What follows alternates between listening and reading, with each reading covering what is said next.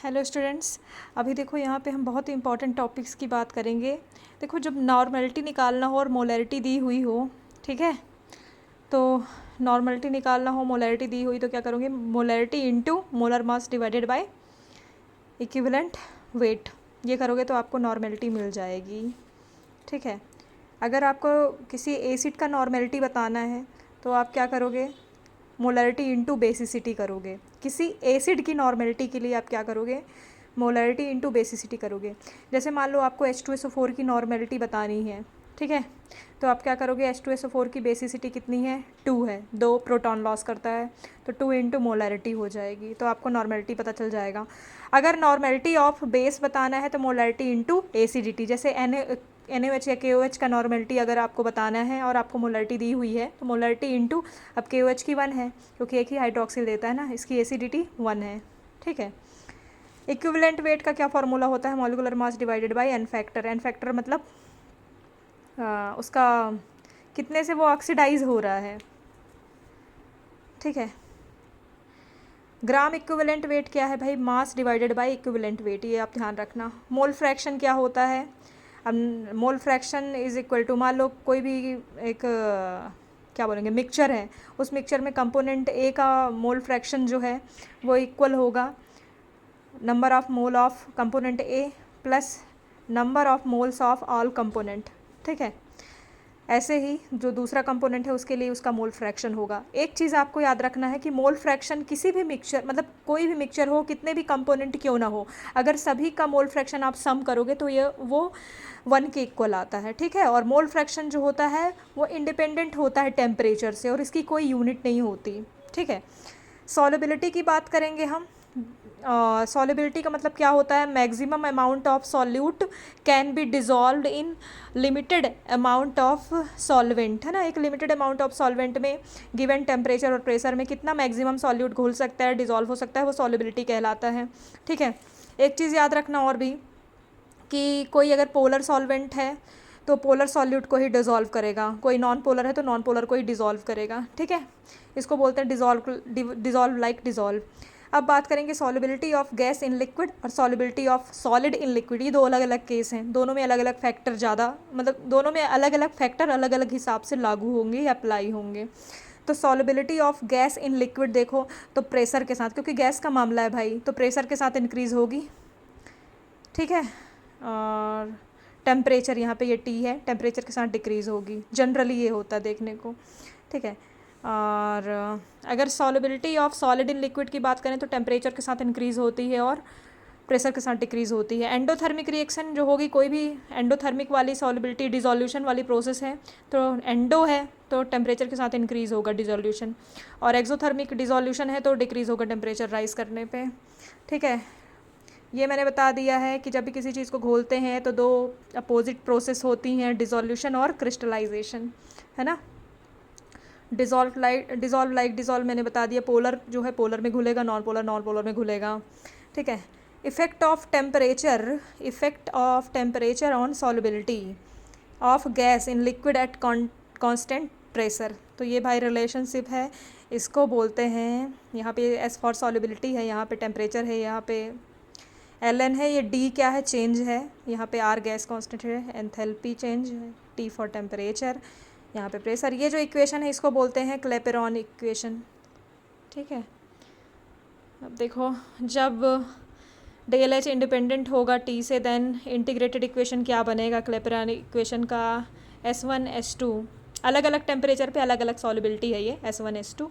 ठीक है। ये इक्वेशन बनेगा, इसको बोलते हैं क्लॉसियस क्लेपेरॉन इक्वेशन। ये सॉल्युबिलिटी बताता है। ठीक है, अलग अलग टेम्परेचर पे, ये ध्यान रखना आप लोग। इसके बाद हेनरी लॉ की बात करें तो हेनरी लॉ बहुत सिंपल सा है भाई, किसी भी गैस पे जितना प्रेशर लगाओगे उतना जल्दी डिज़ोल्व होगी, है ना। तो जो मोल फ्रैक्शन ऑफ गैस है वो डायरेक्टली प्रोपोर्शनल होता है प्रेशर के। इसमें एक कांस्टेंट आता है जिसको हम KH हेनरी कांस्टेंट बोलते हैं। ठीक है। अगर आप देखो partial pressure versus mole fraction का ग्राफ आप बनाओगे तो हमको KH का पॉजिटिव स्लोप देखने को मिलता है। KH जब लार्जर होता है तो सॉल्युबिलिटी कम होगी, KH स्मॉलर होगा तो सॉल्युबिलिटी ज़्यादा होगी।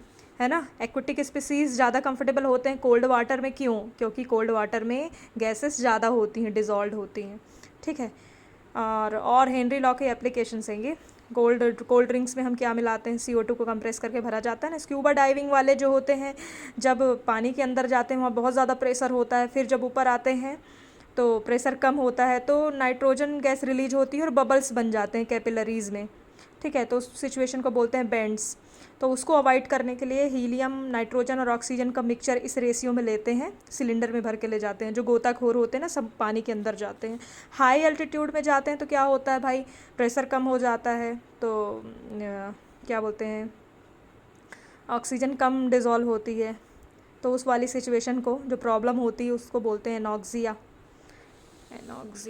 उसके बाद हम बात करेंगे, देखो सॉलिड सॉल्यूशन की बात कर रहे हैं तो दो तरह के सॉलिड सॉल्यूशन होते हैं, सब्स्टिट्यूशनल और इंटरस्टिशियल। सब्स्टिट्यूशनल मतलब सॉलिड सॉलिड मिक्सचर, जैसे ब्रास, ब्रोंज, जर्मन सिल्वर, ये सब। इंटरस्टिशियल मतलब जैसे वेनेडियम कार्बाइड, पैलेडियम में हाइड्रोजनेशन करें, प्लेटिनम में हाइड्रोजनेशन करें, तो ये इंटरस्टिशियल मतलब जो इंटरस्टिशियल स्पेस को यूज़ करके बना हुआ है, ठीक है। अब क्या है, अच्छा, अगर ये क्वेश्चन आएगा कि अगर किसी भी सब्सटेंस का, किसी भी मिक्सचर का, मिक्सचर मीन्स सॉल्यूशन, कोई भी सॉल्यूशन अगर 1 मोलैरिटी का है और वो एक दूसरा सॉल्यूशन है वो 1 मोलैरिटी का है, मतलब सेम सब्सटेंस का एक 1 मोलर है और एक 1 मोलल है, तो आप बताओ कि किस में ज़्यादा कंसंट्रेशन होगा। तो मोलर वाले में ज़्यादा कंसंट्रेशन होगा, किसका, सॉल्यूट का, क्योंकि वो लीटर में होगा और लीटर में नंबर ऑफ़ पार्टिकल ज़्यादा काउंट होंगे, ठीक है। ये तो मैंने बताया था कि अगर नॉर्मलिटी बतानी है 1.5 मोलरिटी दी हुई H2SO4 की, तो क्या करोगे आप, इसके क्या बोलेंगे, मोलरिटी को किससे इंटू करोगे, इस एसिड के बेसिसिटी, तो बेसिसिटी इसकी 2 है H2SO4 की, तो 2 × 1.5 तो करोगे 3 नॉर्मलिटी आ जाएगी। सेम टू सेम यहाँ पे एसिडिटी पूछा है, मतलब एसिडिटी को यूज़ करके नॉर्मलिटी आपको बताना है NaOH के लिए, तो यहाँ पे ये है, ठीक है। Molarity decrease with increase in temperature. Molarity temperature पे डिपेंड करती भाई, मोलरिटी नहीं करती, इसीलिए मोलरिटी ज़्यादा बेटर होता है यूज़ करने के लिए, ठीक है, कंसनट्रेशन को बताने के लिए, एक्सप्रेस करने के लिए। Vapour pressure of liquid increase with increase in temperature. भाई इंक्रीज़ क्यों ना होगा वेपर प्रेशर, टेम्परेचर राइज करेंगे तो kinetic energy of molecule increase होगी। राउट्स लॉ किससे रिलेटेड है भाई, राउट्स लॉ जो है, कोई भी मिक्सचर है, मतलब सॉल्यूशन है, जैसे मान लो एक सॉल्यूशन है, एक कंपोनेंट प्योर था, उसमें दूसरा मिला दिया, तो मिलाने के बाद सॉल्यूशन का क्या वेपर प्रेशर बनेगा। तो ये मतलब सॉल्यूशन में कंपोनेंट ए का वेपर प्रेशर है, वो उसके प्योर फॉर्म में वेपर प्रेशर और उसके मोल फ्रैक्शन के प्रोडक्ट के इक्वल होगा, ठीक है। ऐसे ही कंपोनेंट जो दूसरा कंपोनेंट होगा सॉल्यूट वाला, उसके बीच ये रिलेशन है। टोटल जो प्रेशर होगा, वेपर प्रेशर, वो इंडिविजुअल कंपोनेंट के वेपर प्रेशर के सम के इक्वल होगा। तो ये हो गया आपका राउल्ट लॉ। यहाँ पे आप देख सकते हो जो relative lowering of vapour pressure है वो किसके इक्वल होती है, सॉल्यूट के मोल फ्रैक्शन के इक्वल होती है। तो ये राउल्ट्स लॉ तक की बात थी।